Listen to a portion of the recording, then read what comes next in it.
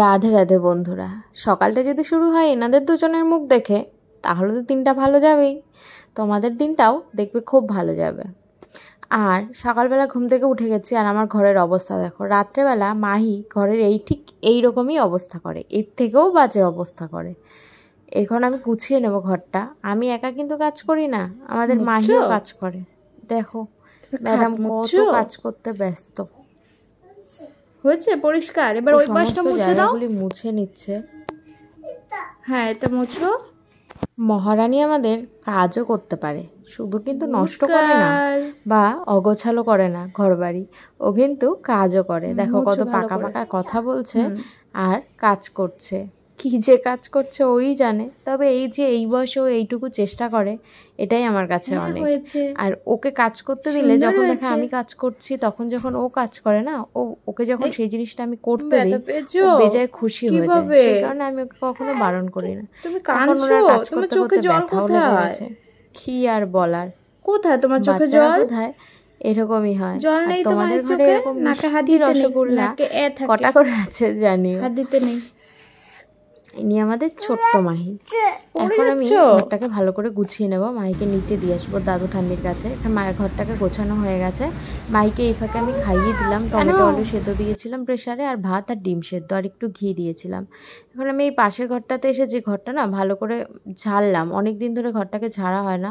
ঝাড়পোছ করলে না একটু মনটাও ভালো লাগে, ঘরটা দেখতেও ভালো লাগে। ঘরটাকে ঝেড়ে পরিষ্কার করলাম আর টেবিল কভার টভারগুলো সব উঠিয়ে দিয়েছে। এগুলো সব কাচতে নিয়ে যাব, এগুলোকে কাচবো। আর এখানে দেখো আমি ঘরটার মুছে ফেলেছি, এই ফাঁকে সমস্ত ঘরবাড়ি মুছে কমপ্লিট করে ফেলেছি। মাইকে খাওয়ানো হয়ে গেছে, ঘরবাড়ি মোছা হয়ে গেছে। এখন আমার কাজ হচ্ছে জামা কাপড় কাচা।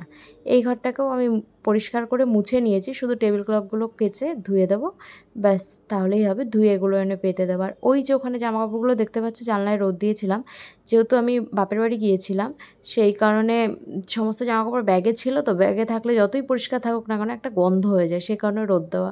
এই পাখাটা অনেক দিন ধরেই পড়েছিল, মুছবো ভাবছিলাম, মোছা আর হচ্ছিল না। আজকে মুছে পরিষ্কার করলাম পাখাটা, সাথে আমাদের মাহিও হাত লাগিয়েছিল। আর এই যে এত জামা কাপড় হয়ে গেছে, এগুলোকে এখন আমি কেচে ভালো করে রোদ দিয়ে দিলাম। এত রোদ উঠেছে বাইরে, তো শুকোতে খুব বেশি সময় লাগেনি। আর এটা হচ্ছে আমাদের শরবতী লেবু গাছ। লেবুগুলো খুব একটা টক হয় না, কিন্তু এখন না বেশি লেবু হয় না, আগে প্রচুর পরিমাণে লেবু হতো। আর আজকের আকাশটা মোটামুটি রোদ আছে, ওই যে সূর্য মামা তাকিয়ে আছে আমাদের দিকে। এখন আমি স্নান টান করে রেডি হয়ে গেছি, স্নান করে আসলাম। স্নান করে এসে টেবিল কভার টভারগুলো সব পেতে দেখো ঘরটাকে গুছিয়ে নিলাম। ঘরটাকে ভালো, ওই যে কোনায় টেবিলটা দেখছো, ওই টেবিলটা এই ঘরে ছিল না, আজকে আমি নতুন আনলাম। বারান্দায় টেবিলটা পড়েছিল, আমি ভাবলাম চলো এটাকে সুন্দর করে রেখে দেওয়া যাক। তো এই টেবিলটাতে আমি কিছু কসমেটিকের জিনিস, মায়ের ওষুধগুলো রেখেছি। আর ওই যে আমাদের ফৌজিবাবু আর মানে মায়ের বাপা। আর এই যে মাটি, এটা ছিল দইয়ের হাঁড়ি, এটাকে আমি একটু কলকা করেছিলাম আর তার মধ্যে ফুলটা দিয়ে দিয়েছিলাম। এগুলো আমি অনলাইন থেকে কিনেছিলাম। আর এই যে কুলারটাকে একটু ঢেকে ঢুকে পরিষ্কার করলাম। আর এখানে দুপুরে রান্না সেরে নিয়েছি। এরপর আমি স্নান টান করে সমস্ত কিছু পরিষ্কার করে মায়ের জন্য করেছি টমেটোর টক আর ভেন্ডি আলু দিয়ে মাছের তরকারি। আর আমাদের জন্য করেছিলাম উচ্ছে আলু পাতুরি। তোমরা ভাবে কালকেও করেছো আজকেও? হ্যাঁ, উচ্ছে আলুটা আমার খুব ভালো লাগে। আর এখানে ছিল বেগুন দিয়ে আলু দিয়ে কাটা মাছের ঝোল।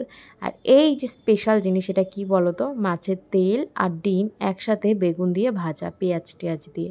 আর এখন আমি দুপুরবেলা খেতে বসে গেছি। এখানে ছিল মাছের ডিম, মাছ ভাজা, এটা আমি শুকনো লঙ্কা দিয়ে ভেজেছি যাতে হালকা ঝালটা আসে। আর ওই যে উচ্ছে আলু পাতুরি, এটা সবটাই আমি খাবো, বাড়ির কেউ খাবে না। কেমন লাগলো?